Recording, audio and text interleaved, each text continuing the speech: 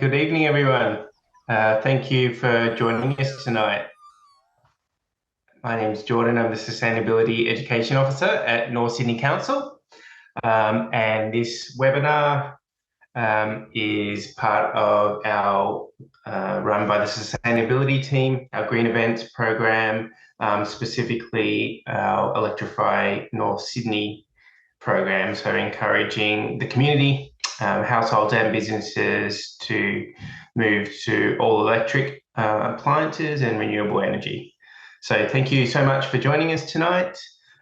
Before we begin, I'd just like to acknowledge the traditional owners of the lands which we meet tonight, the Camaragal people, and their connections to land, water and community. We pay our respects to elders past and present and extend that respect to all Aboriginal and Torres Strait Islander people, including those who may be in attendance today.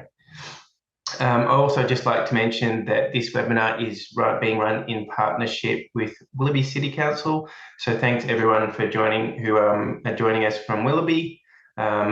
Willoughby's obviously doing a lot of things around electrification, promoting renewable energy as well. So we'll send out further information about what that council is doing. But thank you for joining us if you're from Willoughby. So just let you know as well that this webinar is being recorded and we will put the recordings on YouTube. So in terms of how the webinar will run tonight, we do have a chat function, which is on the bottom left-hand side of the screen. So if you want to use that, just click on the icon there. We'll sort of leave the chat function for general sort of comments. There's also, and providing links and things like that. We've got the Q&A function, which is right next at the bottom of the screen next to the chat button. So if you mainly use that for any questions you might have for Andrew. So anything that you want to maybe ask the experts, ask council, put it in there in the Q&A function, and we'll get to it at the end if we have the time. If you're having any tech issues, having any problems at all, just raise your hand. We've got Laurie from Renew who's providing some tech support tonight. So thank you, Laurie. So yeah, raise your hand and Laurie will help you out if you need it. So without further ado, I'd just like to introduce Andrew Redaway. Andrew is an energy analyst who has been involved with Renew for 10 years, helping households and with independent energy advice. He has worked with the Australian Energy Market Operator, the Australian Energy Foundation, and ENHA. He's trained in solar installation in a certified passive house designer. So without further ado, please welcome Andrew. Thank you, Andrew, for joining us tonight. Thanks a lot for the kind introduction, Jordan. Yes, hi everyone. I'll just share my screen with the presentation. Now I'm going to have to move fairly fast through my presentation tonight, actually. This webinar is a little bit shorter than the ones that we usually do. And yeah, I'd like to make sure we don't eat into the question time too much. All right, so an overview, looking back in time and then also looking forward. So dual fuel, so that's what we call a household that uses electricity and gas. And gas was cheap going back some decades, which spurred people to install gas appliances. Heating can burn a lot of gas if you're in a cold climate.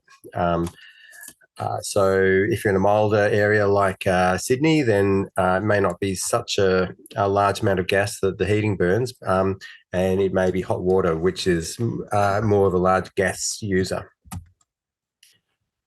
So there are changes. So we've got the more traditional sources of gas supply drying up and running out, which means that more gas is now coming from unconventional sources. So coal seam and fracking, for etc. And there's a fair bit of that in New South Wales. Now, if you just look at the energy that's used in a typical house, hot water is actually one of the major energy users in New South Wales. Now, this data would be a bit skewed by Sydney having such a large population and a relatively mild climate. If you're somewhere colder, like Armidale, for example, then this section for heating, you'd expect that to be a lot bigger, and heating may actually be your largest energy user. Okay, so looking at costs, just referring to a report and some detailed studies and simulations that Renew did back in 2018. I was involved in that, working with Renew at that stage. And it found that if you're comparing a gas appliance with a efficient electric appliance, which is doing the same function, then you usually would pay a little bit more upfront for the efficient electric appliance, but over time you'll recoup that investment through lower energy bills. And another factor to keep in mind is if you've got a gas connection as well as an electricity connection, then your gas bill is going to include a component. We're talking mains gas here, not bottled gas. It'll include a component for that's fixed, like a supply charge, a connection fee. So even if you have a period where you use no gas at all, you'll still be paying that, and that can add up to around $3,000 over 10 years. So if you're considering appliances, then you can that money from that supply charge can go a fair way to helping to offset the costs of efficient electric. Now, something that confuses people a bit sometimes is looking at the cost per unit of energy on their bill. So if you look at your bill, it might say something like 4 cents per unit for gas and 30 cents for electricity. So, well, obviously, if that's all the information you have, then you'd think that a gas appliance would be way cheaper to run. But gas uses a different unit than what electricity does. So you're not comparing apples for apples. So down the bottom of this slide, okay, so now it still looks like electricity costs about twice as much as gas. However, that's just going through the meter per unit. What you really want to know is how much does it cost for a useful outcome in your home, like hot water or space heating. And that's where the appliance efficiency makes a massive difference. So with gas heating, it's always going to be less than 100% efficient because you're going to get some heat lost up the flue or lost out the back of the house. With efficient electric appliances, you can be more than 100% efficient, say 450% efficient on average. Now, that probably sounds like magic, like it's going to breach the laws of physics, but I'll explain that in a later slide. So to achieve the same outcome, like hot water or heating in the house, you're going to need 5 to 6 times as much units of gas as you do units of electricity.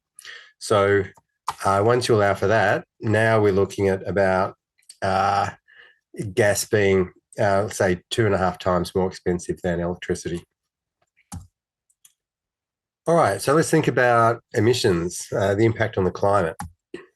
So here's a slide, a chart from some research we did in 2019, and that's looking at gas as the blue lines and orange as the electricity. So what are the emissions impact? And so in almost all cases, you're getting higher emissions from the gas option rather than the electric one. And it's also interesting here, if you look at the third and fourth sections, columns there, so you can see that Armidale uses a lot more energy than what Sydney does, which will be mostly a result of its climate. Okay, so that chart was actually from 2019, so about 4 years ago. But over time, gas is getting dirtier. So those bars are going to shift. And if you buy an appliance, say today, then over the lifespan of that appliance, then the gas option is going to emit more and more over its lifespan every year. On the other hand, electricity is getting cleaner. So you've got the other factor there. So in New South Wales, the energy that's generated into the grid per year, it's now over 30% renewable, and that's expected to increase fairly rapidly over the next, say, 7 to 10 years. All right, let's look at some specific appliances now. So let's look at the type of appliances people tended to use back in, say, the 1960s. So some people may be familiar with these old style electric cooktops with the sort of the spiral thing on them, the heating element, and simple electric heaters, radiant heaters like that, and hot water tank with, again, an electric element in it, just working like a kettle, basically. Then when we get into the the decades when gas was being extracted and relatively cheap, people tended to move to the technology of burning gas for heat in their appliances. And now we're looking at newer technologies. So an induction cooktop, not to be confused with a ceramic cooktop. So the induction one and the ceramic, they both look similar. They've both got the glass flat surface, but induction works quite differently. And then heat pump technology for hot water, which is what we see in the middle picture there with a water tank full of hot water. And heat pump for a split system air conditioner, which you can use for heating as well as cooling, if it's a reverse cycle model, which most of them are. All right, so what is a heat pump? How does it work? Well, I don't have time to explain every arrow on this, but what it's doing is you've got your outdoor unit there down the side of your home, usually. You would have seen it with split system air conditioners. So it's using electricity, but the electricity, it's not like a heating element. All it's doing is the electricity is just to spin the machinery, and the machinery is sucking heat out of the air down the side of your house and moving that heat into the house if it's an aircon, or into the hot water tank if it's a heat pump hot water system. So that's why the most of the energy is actually coming from the air, not from the electricity itself. And that can work even when the air is freezing. Okay, so some quick tips for hot water. Use a reputable installer. How do you choose a good one? The ones that use carbon dioxide as a refrigerant gas are generally acknowledged as the best out there. And the ones that use propane are pretty good as well. And high coefficient of performance. So that's just that ratio of how much heat do you get out compared to electricity that you put in. Reverse cycle air conditioning, some quick tips there. Look for units that have a high star rating. That's probably the most important. So 5 stars is a good bar to aim for. As the units get bigger, it can be harder to find ones that hit that kind of level of a star rating. Ducted air conditioning can be reasonable as well, but the split systems are more efficient than the ducting. Okay, so I mentioned induction and why it's so much better than other types of cooktop. You can change that power level super quick, like just as quick as you can by turning the knob on a gas cooktop, and very powerful, but also very safe. So if you take the pot off and you forget to turn off the cooktop, the cooktop automatically turns off. So if you're not familiar with induction, try and find somewhere where you can test it out and see what you think. Okay, government programs. So there's Energy Bill Relief Fund. So that's good. you should always make sure that you're on the best electricity plan that you can find. So it does often pay to shop around, and that you're on any concessions that you're entitled to. And for heating and hot water, there are also New South Wales schemes that can be used to reduce the upfront cost of efficient appliances. And there's a federal rebate for the hot water as well, which is automatic. Okay, so what's our general advice for how to make the switch to go all electric? Well, if you really wanted to, you could go and throw away all your gas appliances and just go straight to electric immediately. But for most people, it's not really economic to throw away an appliance which is working well and still has a fair bit of life in it. So generally, we'd say wait until your old appliance is reaching end of life and have a plan. So as soon as it dies, then you know what model and which installer you're going to use to replace it with electric instead, especially for showers, because no one likes sticking with cold showers for too long for the hot water system. The exception there is if you're left with only mains gas as only for your cooktop. Cooktops don't use a lot of gas, so you end up paying a lot just for that daily supply charge. So it could well be economic to just, even if the cooktop's relatively new, get rid of the old gas one and put in induction instead. Electric switchboard, power capacity. So there are some practical, constraints sometimes that you need to be aware of too.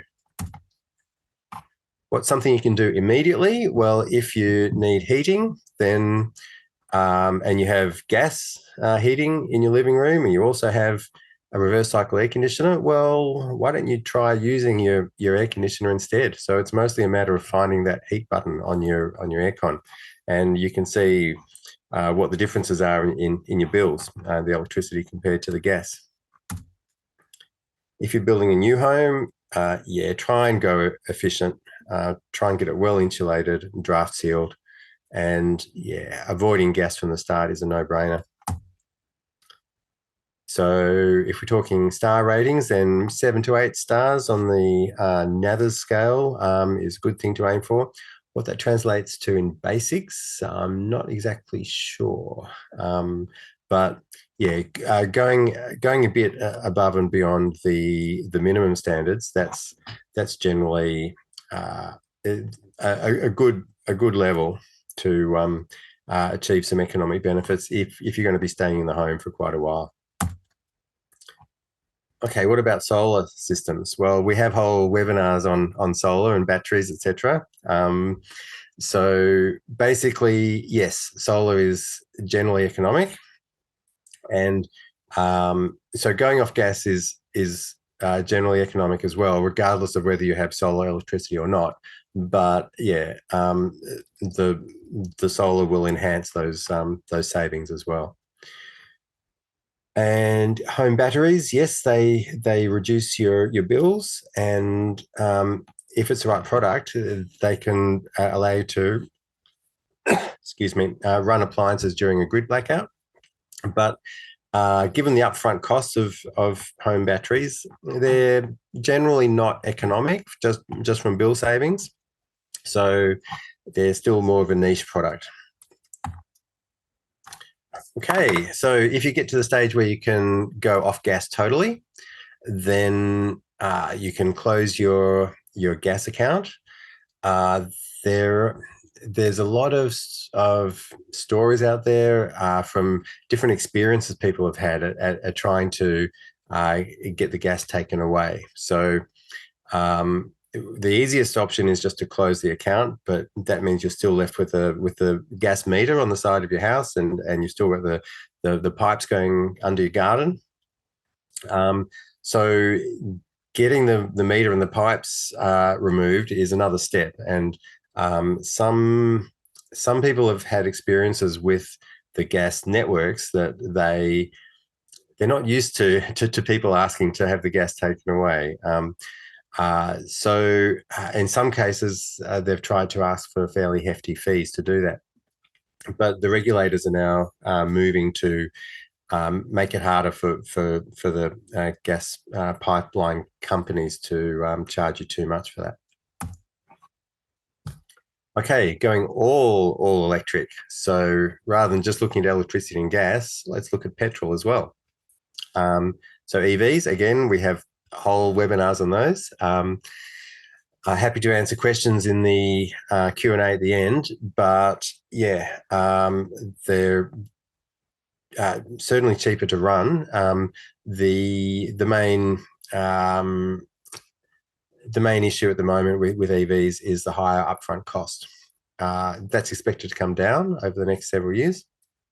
And if you get a car on a novated lease, like a salary sacrifice through your employer, that's a very good way to do it at the moment, because the electric vehicles have no fringe benefits tax. And that can make that very economic.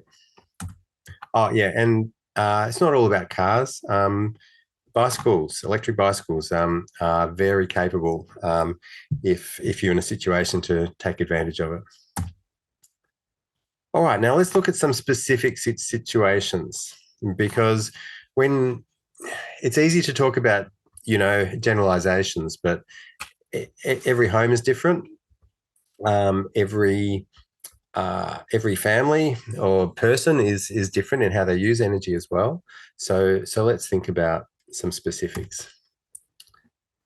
All right, so for hot water, I've been talking about heat pump hot water. And the advantage of that is the efficiency. So you're using very little energy to heat up that water in your hot water tank. Another way you could go is to stick with the old-fashioned resistive electric hot water tank. So it's just a hot water tank with an element in the bottom, kind of like a kettle. And it's going to use a lot more electricity than what a heat pump would, but if you've got the roof space, then you could potentially put on lots of solar panels to make up for that lack of efficiency.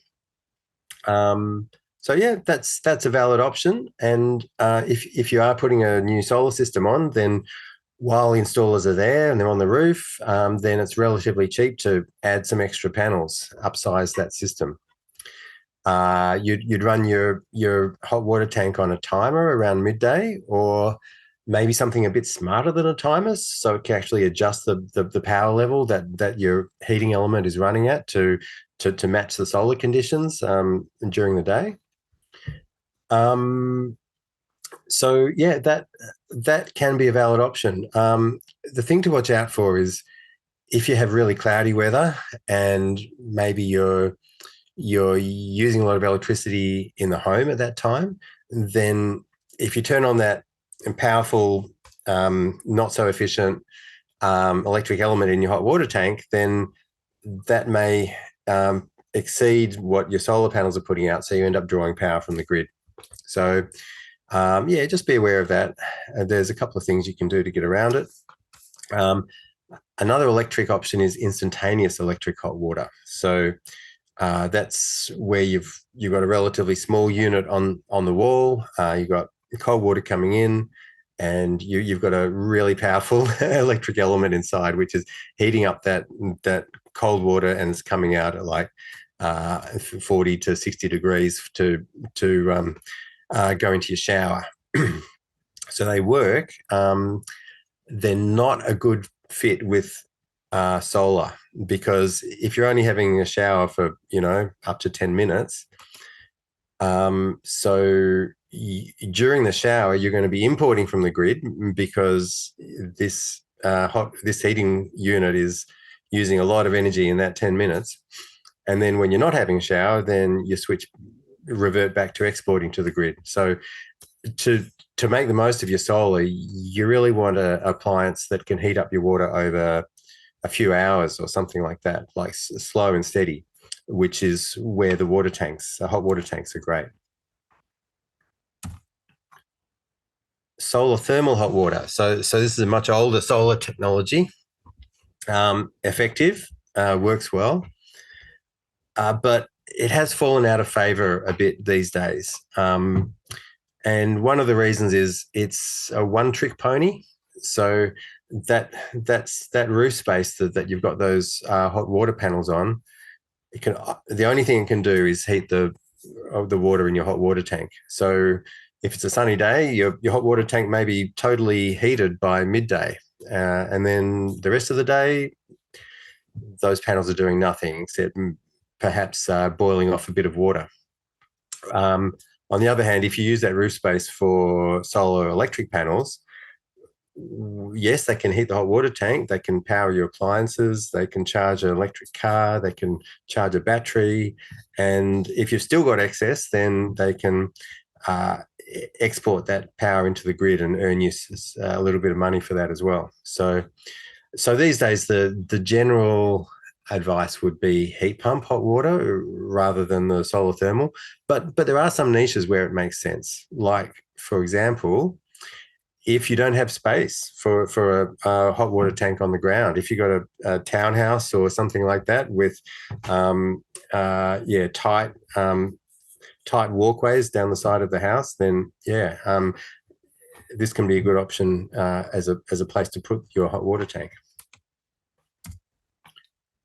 Okay, so we talked about using air conditioners for heating and cooling, reverse cycle air conditioners. Well, what about evaporative cooling? Again, this is a fairly traditional technology.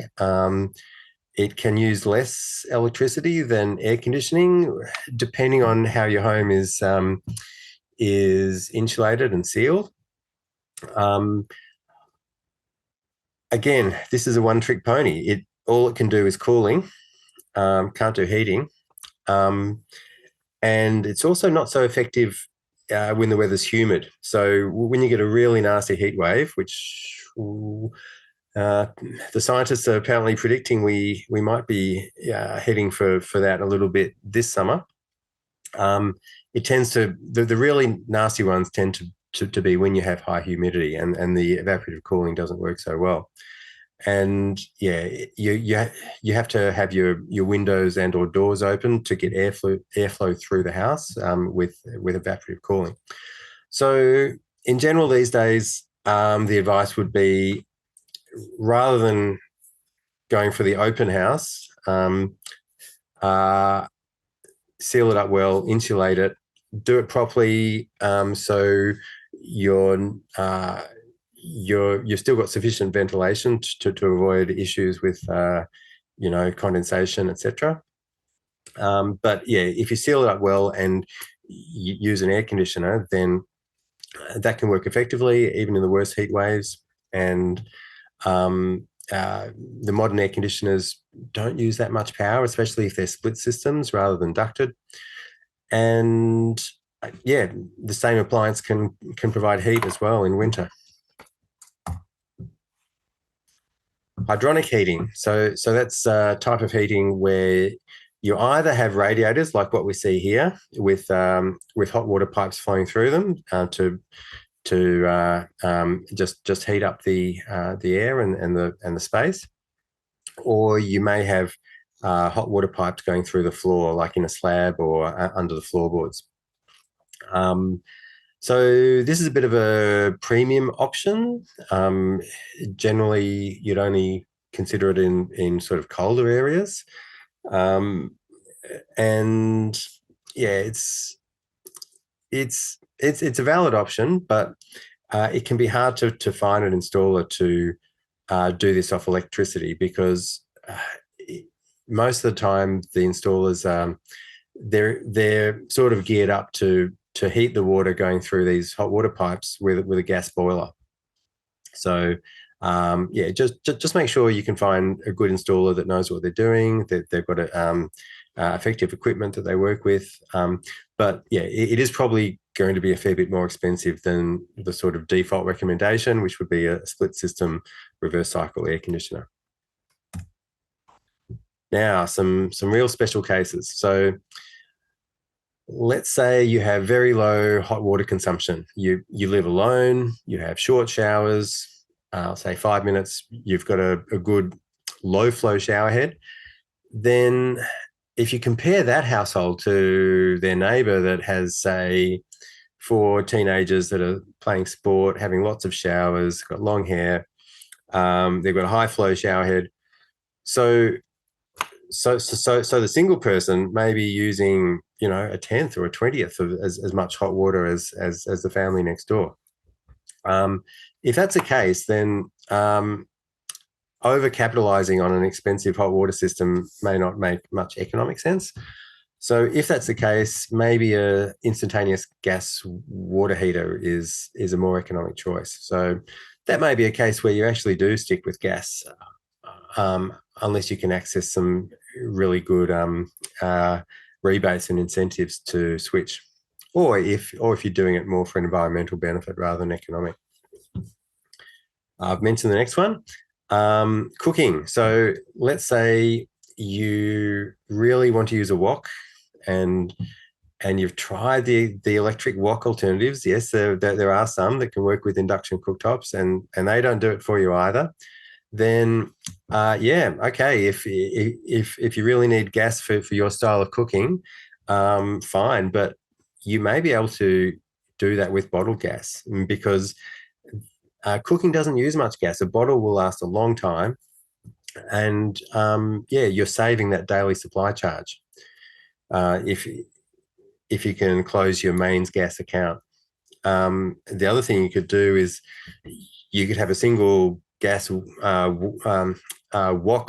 burner, and you could have your electric induction cooktop. So in that case, the gas bottle will last you really a long time, unless you're doing a massive wok fry up every night. So there are options there. Now, if you're off grid, so almost in every case, that means you're out in the remote back country somewhere, and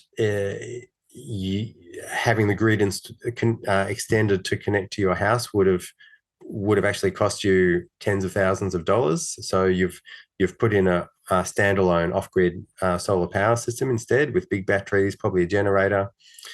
So if that's the case, then you may have some special considerations for going off gas. In some of those cases, firewood makes a fair bit of sense, especially if you've got a cheap or free local firewood resource. Okay, a question we get sometimes is, okay, so if I go off gas totally, then I'm totally reliant on electricity for all my home energy. So what happens if we have a blackout? That is a valid question. So a few things to think about is, if you've got a hot water tank, say heat pump, so that should last a couple of days, as long as your showers aren't too long. These hot water tanks all have insulation built into the walls of the tank, so they're going to stay warm for a couple of days. For cooking, there are, if blackouts don't happen too often, then you may well be able to get by with a barbecue or some type of camping stove, like using little gas canisters and things. So that's a fairly cheap way to improve your resilience to grid outages. And then you've got other options, more comprehensive. So you can get uninterruptible power supplies. So that's like a battery unit to run a computer or a internet router, stuff like that, for a short period of time. You could get a petrol or diesel generator to power your home or part of it during a blackout. If you've got an electric vehicle, a lot of models now have what's called vehicle to load. So the port that you charge up the car, you can also put a little gadget in there, which you plug an extension lead in, you put the extension lead into your house, and you can run a power board that could keep your fridge running, and your internet router, and charge up some devices. So that could be handy. And a home solar system with a battery. So if it's the appropriate type of solar system and battery, then you should be able to power some stuff during a blackout as well. All right, so we're coming to the end of the presentation. Here are some useful resources for you. There's the New South Wales Energy Savings Scheme, Residential Efficiency Scorecard, which can help out with assessors who come to your home and help you work out how efficient your home is and which areas you can maybe improve. There's the Your Home website. It used to be called Your Home Technical Manual. Lots of good information there. Household Energy Upgrades Fund, so it's coming. And we have a Getting Off Gas Toolkit. So a lot of information there that's specific to getting off gas. Probably a couple more I'd just throw in as well would be there's some internet resources. So if you're on Facebook, there's the My Efficient Electric Home. It's got a large community there. Also run by Tim Forsey, who's had a long association with Renew. And there's the Whirlpool discussion forums, which has an energy forum where people are always sharing information about energy-related topics. Oh, yes, so a bit more detail on our Getting Off Gas Toolkit. So we've got the hashtag there. There's a website you can find easily by searching on that term. And yeah, lots of practical, useful information, case studies as well. There's a webinar series, which with recordings of webinars on YouTube, all the way down to specifics around wiring and plumbing and trades, etc. Okay, so that's Renew, membership-based, not-for-profit, and I guess we can move on to questions now. Hi, Jordan. Yeah, thanks, Andrew. Great. Thanks for the presentation. We did get a few questions coming through. I suppose something that is asked just to kick it off is that you mentioned choosing and upgrading appliances as they sort of fail.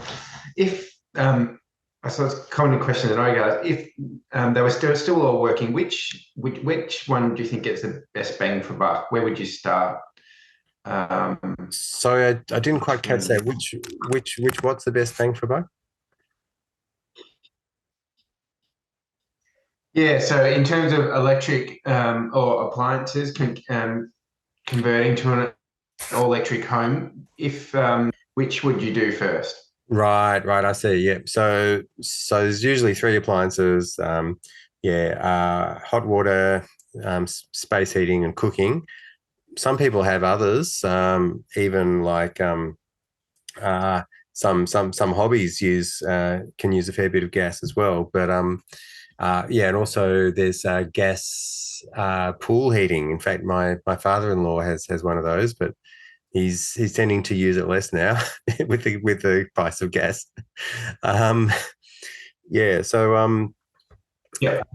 Which one to do first? Well, usually it's dependent on your specific situation and which one is wearing out and needing replacement. But apart from that, you'd probably look at which one's using the most energy. So if you're in a mild climate like Sydney, then you might look at the hot water system, because you might just have one sort of gas wall unit in the living room that only gets used once in a blue moon.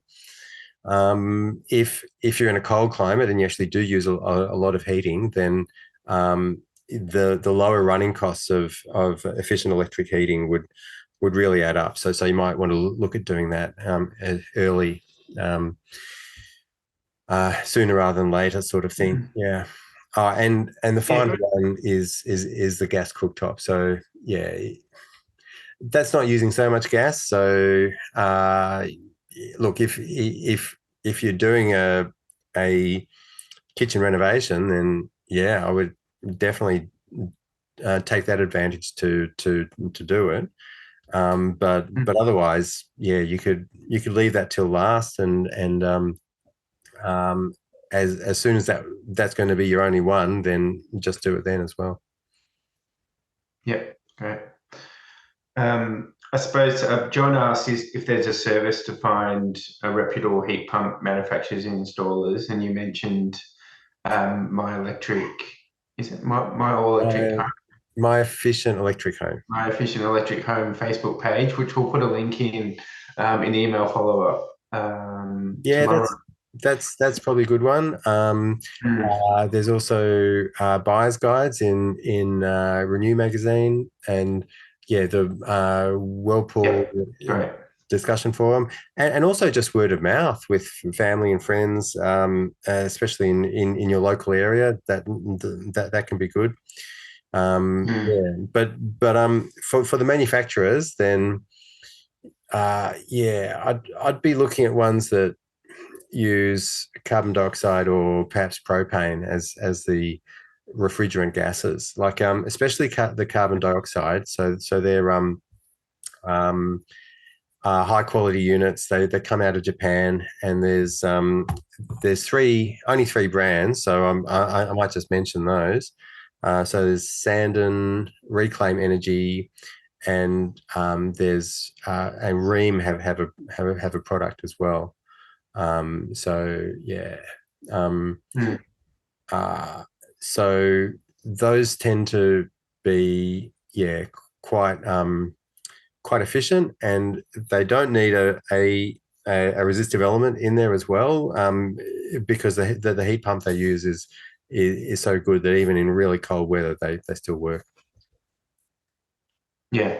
So can you explain that resistive element and why some of them do have it and why some don't? Yeah, sure. Right. So, so a lot of the models of heat pumps, so they've got the hot water tank, and they've got the heat pump to extract heat out of the air and move that into the water. And on top of that, they also have a resistive element like a kettle, sort of like a backup. And the reasons they have that element would be some of them don't really work that well in when the air temperature is really cold. So if that's the case, then the heat pump might just give up and they turn on the resistive element instead, which is going to chew through a lot more electricity. Or with some of them, the heat pump it may be working fine, but it's sort of a small size, so it can't heat up the tank that fast. So if it looks like it's struggling to heat up again in a decent time, if you're having lots of showers, for example, then they might turn on the resistive element. Or if the heat pump fails, so if something breaks and the heat pump's not working, then the resistive element turns on. Sounds good as a backup, but if you don't realize, and how would you realize, then you may find out when your next electricity bill comes that, oh, hang on, we've been heating our water with resistive element and we didn't know, and so that's why the bill's so big. So yeah, look, the carbon dioxide units with no backup element, they are the sort of premium brand, and they are relatively expensive. So everyone makes their own choice. But yeah, I think it's a good way to go if you don't mind going for the more premium option. I've got a carbon dioxide heat pump in my own house. Been going for, what is it, probably 6 years now. No problems at all. Oh, and they're also really quiet, those units. Like if you walk past it, you really have to, if you want to tell whether it's on or not, then you sort of have to crouch down and really check. It's so quiet. Like some of the other units I think those days are sort of, those days of heat pumps being maybe intrusively noisy are pretty much gone. Would you say that's probably fair? You'd probably still find some units that are still a bit noisy. There's a range out there. Yeah. You can have a look at the specs of the decibel rating of the unit, so you can get a relative comparison there. Yeah. If someone was looking at the specs, what sort of a good type of rating that they would be happy Uh, with in terms of the noise levels? Oh, you're putting me on the spot there. I can't remember Yeah. which decibel levels correspond to what level, but it's Yeah. actually easy to Google, like in decibel scale, and you can find comparisons. Like, okay, here's the noise you'd hear in a library. Here's the noise of a jet engine, etc., etc. And so you can sort of see where it fits on that scale.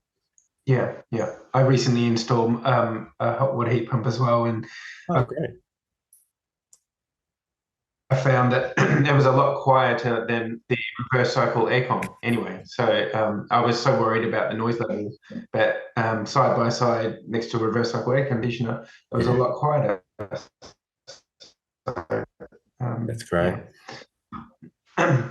Whether there are any services or businesses that can conduct an energy audit and provide recommendations about how and what to change. I suppose the question is, does the normal average type household even need that? Um, well, yeah, it certainly can be um, advantageous to have an energy audit done, especially if you're using a lot of energy on your bill, like more than average, or if you just moved into a home and it's maybe an older home and you expect that it's not that well sealed and it may have lots of energy issues, yeah, that's probably a good idea. There's an organisation called ABSA, Australian Building. I forget now, but yeah, there are organisations out there that can help out with that and actually search for a energy assessor. Yeah. Yeah, great. As 89% of our residents live in apartments, so we do have a 65% in Willoughby. So I think approximately. So if you are, we do in North Sydney have a program called Future Proofing, where any buildings who are part of that program, you can sign up for free, and you will be provided with a full building audit. So it's not individual lot advice, but common area advice around electrification as well. So, Okay, that's great. Yeah. yeah. Someone asked a question about the a smart meter. Is it a prerequisite for using solar effectively? I suppose generally as well. How does that work with all electric at home and monitoring that kind of data? Yeah, so just to explain for those who may not be aware, so the old style meters were those ones with the little spinning dials on the front, like old style mechanical kind of system.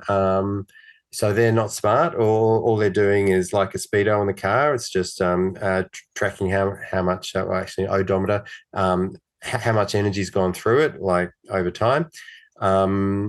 There are also some electronic ones that also only provide that functionality, but a smart meter is actually recording how much energy is used in every half hour, or more frequent.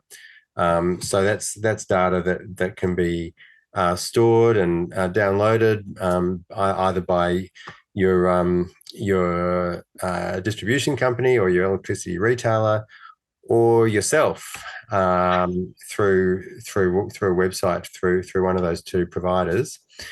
Yes, it's a prerequisite for solar. You can't really have a solar system installed without one of those. And the likely costs, well, it's quite hard to answer that one, because some years ago now, in most states, including New South Wales, the energy regulator came out and said, "Okay, we're going to take away the meters from the poles and wires company, the distributors. So that's Ausgrid, Endeavour, Essential Energy. We'll they're not going to do the meters anymore. It's all going to be with the retailers. So that's Origin, AGL, Energy Australia, and all the others out there. So what's happened there is it's become a bit of a fragmented. So every retailer now has in New South Wales has their own way of dealing with smart meters. So you pretty much have to talk to them. In many cases, I think they'll pretty much provide the smart meter for free as part of some sort of plan, or switching over to them. It shouldn't cost too much. Yeah, from my experience, I think all energy companies in New South Wales are obliged to install a smart meter if requested. And I think for me, it was I did that also did that recently, and it was a total game changer because you can't measure what you don't know.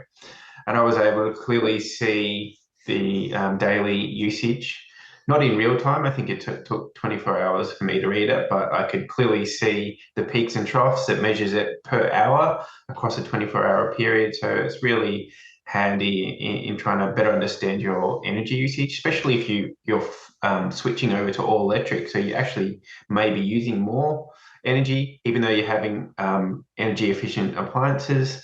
So it helps to sort of manage that. If you're using, if you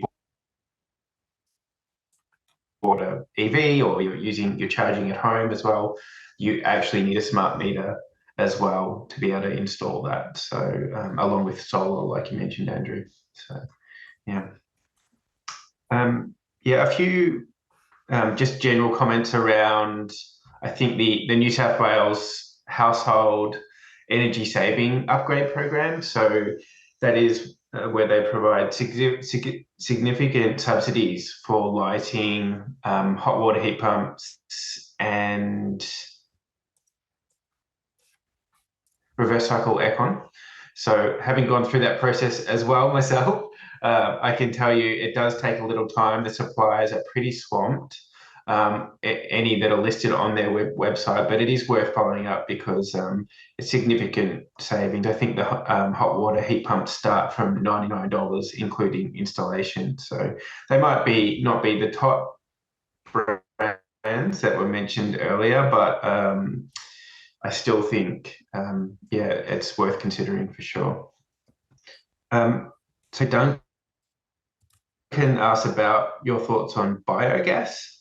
Biogas digester for cooking. What do you think about those, Andrew? Yeah, that's great. And Duncan, that you got into that technology. It's a real kind of niche. Like there wouldn't be many. So I'm not sure what your feedstock is to make your biogas, but I'm guessing it's probably some sort of farming process, which is producing either manure or wood chips or some type of product like that, which so you're effectively making your own methane, your own natural gas, and then piping that into your cooktop in your house. So yeah, I mean that certainly works. It's effective. It would probably be a bit difficult for most people if they haven't got that source of material to digest, ferment, and to create their own gas. And I'm not sure on the expense to set up that system. I would think for most households, a electric induction cooktop would be the way to go. But if you're producing your own renewable gas and burning it, seems pretty good to me. Yep. Yep. I think that's it for all the questions at the moment. So I'd just like to thank you, Andrew, for a fantastic presentation. Can I just answer one that I just saw? Oh, yeah, sure. So it's just a quick one. Yeah. The three companies of heat pumps with CO2 refrigerant from Susie. Yeah, so it's Sanden, Sanden, Reclaim Energy, and then the third one is actually Therman X. So Therman is the Reese brand. So it's a Therman X split heat pump is the one that uses CO2. All right. Thanks so much, Andrew, for your time and yeah, for a fantastic presentation and your information. So I think it'll be a great resource for our residents and Willoughby to use in the future, as well as tonight. So yeah, thank you for joining us. Thanks a lot. Thanks, everybody. Yeah, thank you everyone for joining us as well. We'll be providing following up email tomorrow and also evaluation. So we'd love to hear your thoughts. And we've also got some additional Electrify North Sydney events coming up, including for those who live in strata, all electric apartments, and then we're going to meet the Joneses later on in October. So if you haven't signed up that already, we've got fantastic case studies, and we're going to interview the producer, Tamara Di Martina, who's going to talk about her experience looking at and filming in all electric homes and apartments. So thanks everyone for joining us tonight. Have a great night. Thank you.